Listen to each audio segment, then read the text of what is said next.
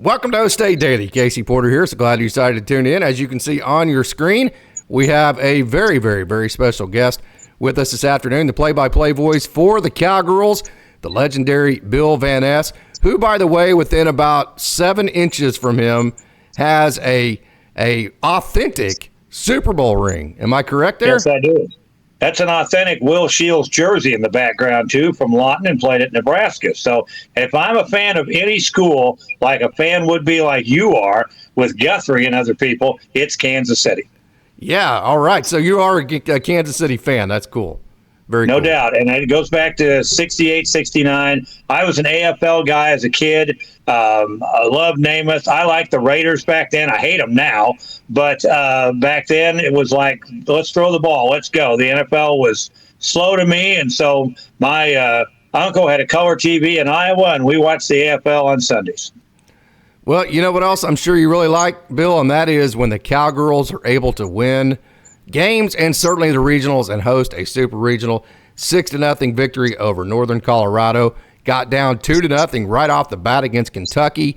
And then Jillian Poullard, who, by the way, has been clutch for at least the last half of this season, got the Cowgirls going in that game, came back and then won.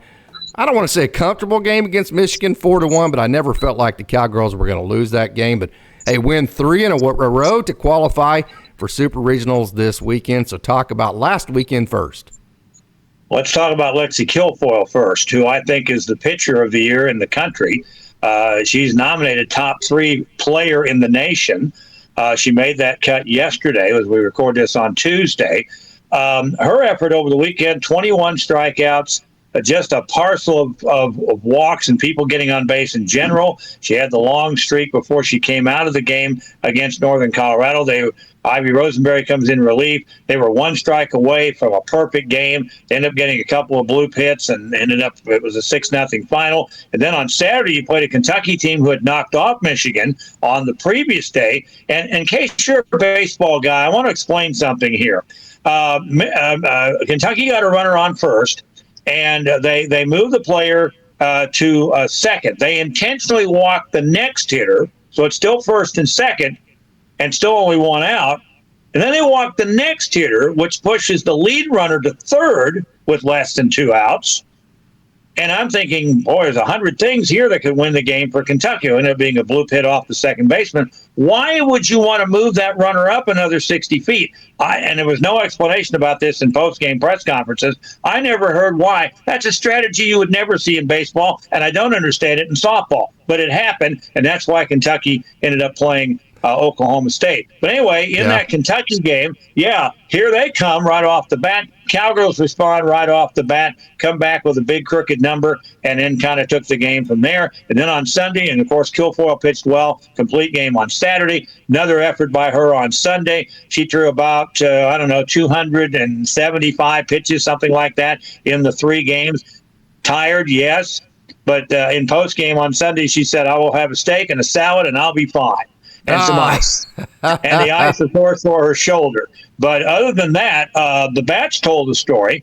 And, of course, they're still trying to find Carly Godwin's home run ball that bounced all the way across McElroy into Little Boomer Creek. And it ended up being not the difference in the game, but the exclamation point on that whole series. Lexi Kilfoyl, too, not just, the 2 runs in 19 innings this week, got all 3 wins in the circle, gave up just 5 hits and did not walk a batter. You mentioned that. Exactly. But it's not just the production. In big settings, especially when you have a team like Kentucky who's hot, coming off a big win against Michigan. They scored 2 early runs against you. If you don't have an experienced girl in the circle that has her composure to her and her emotions under control, that thing can snowball really fast. So I think just as much as the production, just her chill mentality, always under control and her composure, I think that really helped the Cowgirls this weekend. Well, it did, and I think Carrie Everly coming out occasionally. She, of course, an All-American and a national player of time here at Oklahoma State and elsewhere. Just comes out to settle her down and say, "Look, you know where we are. You know what's going on. Go get them." Turns around, walks back to the dugout, basically, and did that a couple of times during the game on Saturday and also on Sunday. And Kilfoyl doesn't need a whole lot of work. You wish you had her another year, but you don't. And you have to ride the horse a little bit, maybe to get to Oklahoma City this weekend against Arizona. We're about to find out. You want to make it a 2-game series, but you're coming off something that a lot of people said, well, there's people that can knock you off. Well, not like they're playing now. And I think that 8 days off after the game with BYU down in the Big 12, the 5-error game that we've all kind of forgotten, except I just brought it up, is the difference here in the fact that this team now, top to bottom, is getting contributions in every spot in the order. Maybe not every time at bat, but you shouldn't expect that anyway. But you're getting them when you need them. I think Ivy Rosenberry, too, was kind of an unsung hero to the first game. She came in, it was just 3-0. Hey, there's a lot of pressure. There's a monkey on your back at that point because you're such a heavy favorite. And you know how it goes in softball, man. I mean, just a couple bloops and a blast, and you're right there with a Northern Colorado team that was very scrappy. So I was very proud of Ivy Rosenberry this weekend. And you're throwing a perfect game. Yes, you don't want to screw that up. And if you do, you don't want to lose the shutout. They accomplished that. Yeah, no doubt. So, and most people may know, Case, that she's pitching with a broken rib. Yes. I wouldn't try that at home. I wouldn't try to mow the lawn with a broken rib. Okay? But she's playing through the pain, and she wants the end result to be a national championship. And so she's going to get it out. She can't hurt it anymore, and she already has. So she'll get 3 months off during the summer and take care of that, and she'll be, of course, back and ready to go in the fall. But for now, the issue ahead is Arizona. It absolutely is. Okay, so let me ask you this before we move on, and let me just get this out of the way. Do the Cowgirls play good enough defense to win a national title? Can. Yeah. I remember correctly, they only made 1 error over the weekend. Yeah, right. That really didn't figure into stuff because that was the inning where what was a walk, an error, and a hit batsman, and they ended up getting the final out. And that was a situation where you get around that, you don't have an issue. But yeah, you can't be making 5 errors in a game. I've never seen anybody make 5 errors in a high school, college, or pro game and win. Yeah, unless the other team's doing it right, unless the other team's doing the same thing. Now, I've thrown Little League and other things out of that equation. But you see where I'm going with this, is that normally they don't do that. So if you're going to have a game that's bad, have that one. Yes. Get it out of your system. Go get your rest. Go get what you need to finish the season the way you want to finish it. And so far, after 3 games, so good. How about Jillian Poullard? What a find she has been from McNeese State. 5 for 11 on the weekend, 3 home runs, and they were not just home runs. Kind of like the one she had at Stetson, just absolutely huge home runs in the absolute clutch. Led the bottom of the first off with the second game when the Cowgirls were down 2-0, had pressure on them with a home run, and you know she brings that energy that just loosens everything up and gets everybody going. And so then she also led Game 3 off with a double, and from there it was game, set, and match. So Jillian Poullard, you just can't say enough about her. Veteran player and experienced. And that's what you need at the top of the order. And and it's not been feast or famine. Well, she makes an out or a home run. Now, it's not that. You brought up the double, and there have been some walks and some other things that have happened. And bunts. I'll tell you what she's done. That's right. I'll tell you what she's done. She's helped set the table for the next hitter, whether she hits a home run or not. Talon 100%. Edwards is getting better pitches to hit now than she did before she got hurt in Houston, 6 weeks ago now. And she is finding her hitting stroke. Her average up around 310 now. And so if you have both those players, you know what that ends up doing? And you know this from baseball. It sets up the rest of the lineup. And look who's next. Caroline Wong, who may not have a lot of home runs lately, but she's gotten on base. And then Godwin, who they couldn't get out down at OU for a while. And it was kind of that way this weekend. And then, of course, Rosie Davis is, 520 or whatever it is hitter with runners in scoring position and like a 480 hitter with runners on base, period. And she's just a freshman. But you're getting contributions like Lexi McDonald, who had a home run Sunday, and some others at the bottom of the order. And, it takes a team effort here to get this done. And so you need contributions. And then, of course, girls coming in to run and things of that nature. Defense in the outfield, you've been shifting around people. I love the shift, Casey, where they bring Claire Tim in to play shortstop position B, as I call it. That's to the left of second base. You have 5 infielders. Patty Gasso is the one who started this. And Kenny Gajewski has picked up on it. She actually had a 7-3 putout and a ball hit to her in the game on Saturday. I've never seen that before. So it actually went down as a 7-3? 7-3, because that's how you score it. She was playing left field. They move her into shortstop B. That doesn't change her position on the field, although it does, right? Physically it does. So you scored left field to first on a ground out. That's crazy. Hey, you mentioned it just a minute ago. Man, I mentioned on social media a couple times, I really feel like Jillian Poullard and Talon Edwards, they have a connection. They feed off of each other, and they bring just super positive energy to this club. Boy, there's no doubt about it. And again, one supports the other. If you go to games or watch on TV and they see the side views of when they come to bat, you see that. And and you see that with other players too.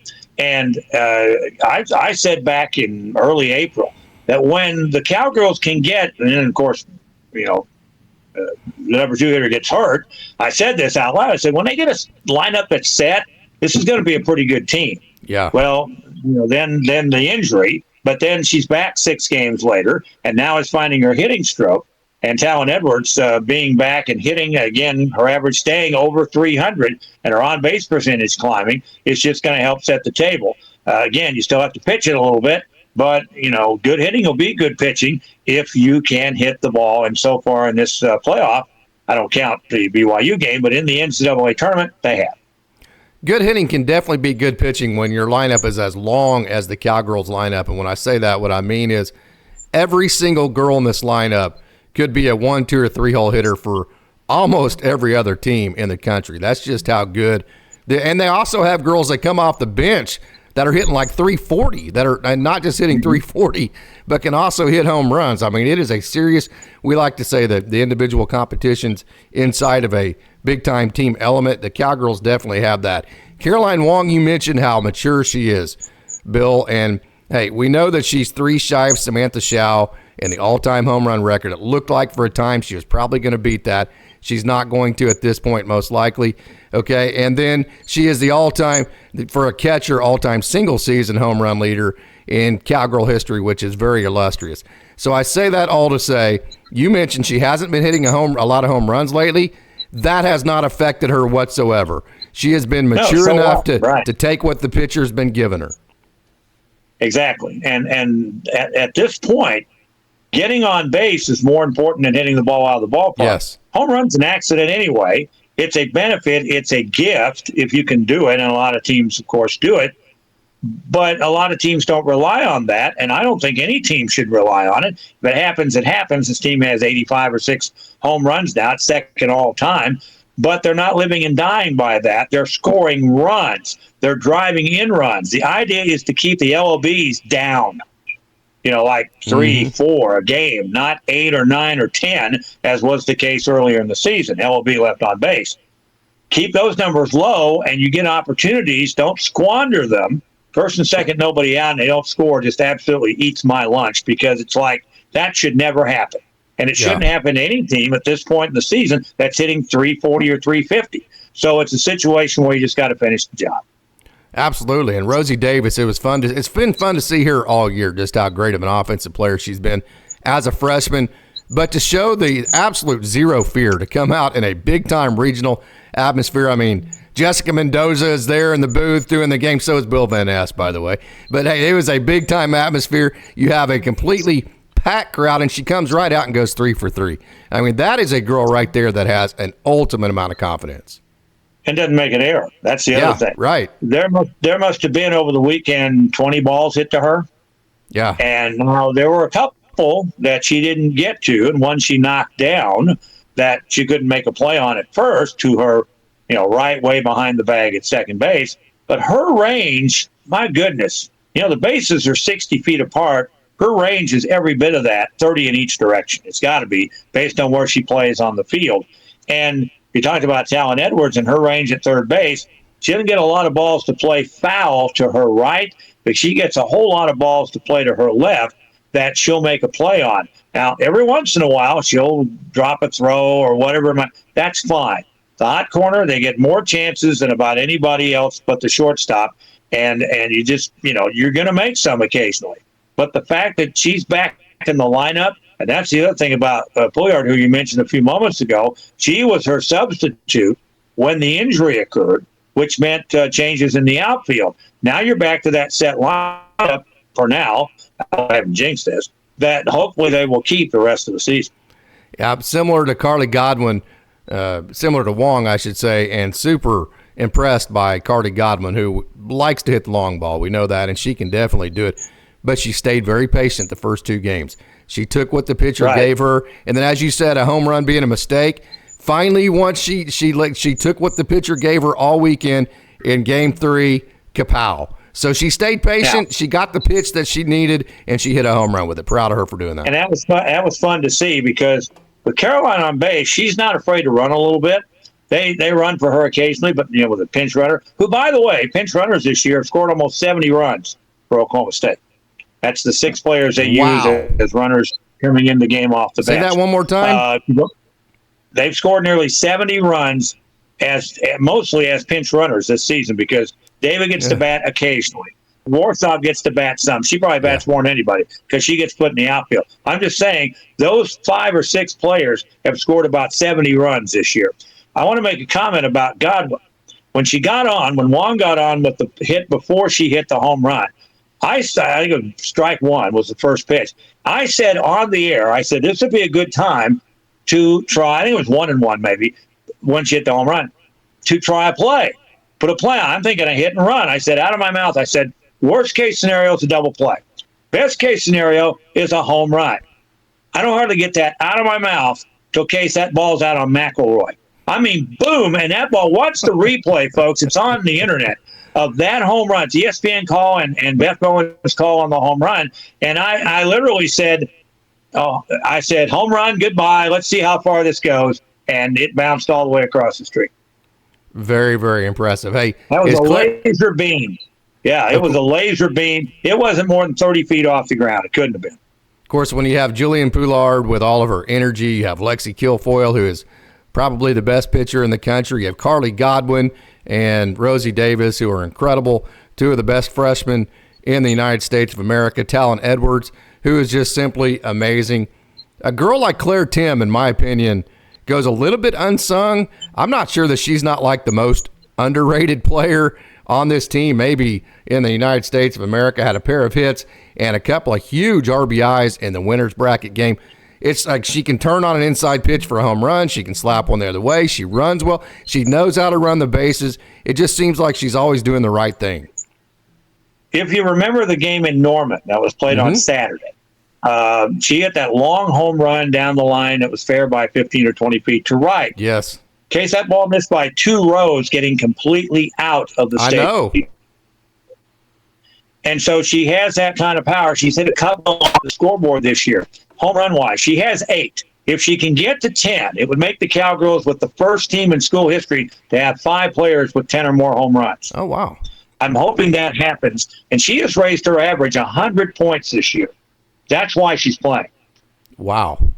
Absolutely wow.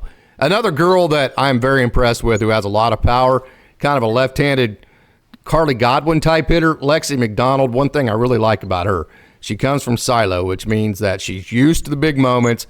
She doesn't know anything other than winning and coming through in big moments. Had 2 hits, 2 huge RBIs. And then she also uses the big part of the field, hits the ball opposite field, something that this entire team, we think about all the home runs with this team. Really what the meat and potatoes has been gathering a million different hits to the biggest part of the field, going oppo when they need to, and being great hitters first. That's Lexi McDonald. Yeah, and McDonald set her table for the rest of the year and becoming a full-time starter when she had that 5 RBI game with the grand slam on the home run that hit the old scoreboard in Houston down there 6 weeks ago. Yeah. And she's been a starter ever since. And she has found her stroke, and it is a situation now where, again, here's your 8-hole hitter. In the old days, 9-hole hitters, even in baseball, were like, well, it's Bill Van Ness is going to hit here because he's hitting 200, right? Okay, or whatever, and barely, right? And so, but that doesn't mean anything anymore because although, and I'm going to mention Megan Bloodworth now, the 9-hole hitter, but you're actually right about McDonald. Bloodworth's hitting under the Mendoza line. That's Mario Mendoza, not Jessica Mendoza, okay? Yes. And I pointed that out to her down at OU. I said, you realize that line is not for you because you hit like 340 in your career. And she goes, I know. But anyway, I thought that was funny. But anyway, McDonald's a great bunter. She moves people along. She has, I think, 9 sacrifice bunts this year. That's huge at the bottom of the order because all that does is roll the lineup around. When they had Maddie Holcomb, you remember the outfielder a few years ago? That's when Kioski started realizing, and other coaches have realized it before and since, that 9-hole is not an out. Right. It can't be. Now, it is going to be, right, occasionally, but it shouldn't be a regular out. It should be somebody who can at least move runners along. And so, in a lot of ways, depending on when the order starts, let's say you bat 7 people in the first inning, here's Lexi McDonald lead off the second. Well, you better not throw her a pitch to hit because she'll hit it out of the ballpark. Yep. Or she'll hit it on, hit it in the gap or something. She's an opposite field hitter. And then that sets up McDonald. She can move her along if it's just a single or a walk. This team walks a lot. Yep. I think people forget that. And it's a situation where it's runners on base, runners in scoring position on base, and scoring runs. Those are the 3 ingredients. Now, you can plug in whatever methodology you wanted to get those, right? But that's what the game is all about because it only takes one more than the other guy to win with pitching and defense coming into play as well. Just know this, that any team that scores a lot of runs and is a great offensive team, especially one that's consistent, always draws a lot of walks. Drawing walks is like the number one metric for a team being consistent and scoring a lot of runs because, yeah, it's great to hit home runs, but it's a hell of a lot better if you drew a walk or 2 in front of it, right? Caroline Wong's a good example of that. They pitched around her a lot this weekend, and she still got on base a lot because she walked some. And that helps, again, and it puts doubt in the pitcher's mind. I can speak from experience. Puts the doubt in the mind, puts doubt in the coach's minds. And one other play that I want to mention that set up this series was on the pop-up foul ball in which Rosie Davis scored when nobody covered home. Yeah. That was a mental lapse early in that 3-game series. Yep. Hey, okay, so it's been a lot of fun talking about everything that's happened to this point, all the awesomeness from the young ladies. Tell us what we know about Arizona. What's this weekend going to be like for the Cowgirls? Arizona is better than the 3 teams that were here over the weekend. Caitlin Lowe, a former player, has taken over for longtime head coach Mike Candrea, who left a few years ago. He retired, basically. Now, have they had the success he had with them over 25 seasons? No. But they've been around it, and they've been in it some. The Cowgirls played them just 2 years ago in the WCWS down in Oklahoma City. So there's a history with this group. We went out to Arizona one year and went out there and to Tucson and never played Arizona because we couldn't beat the 2 other teams.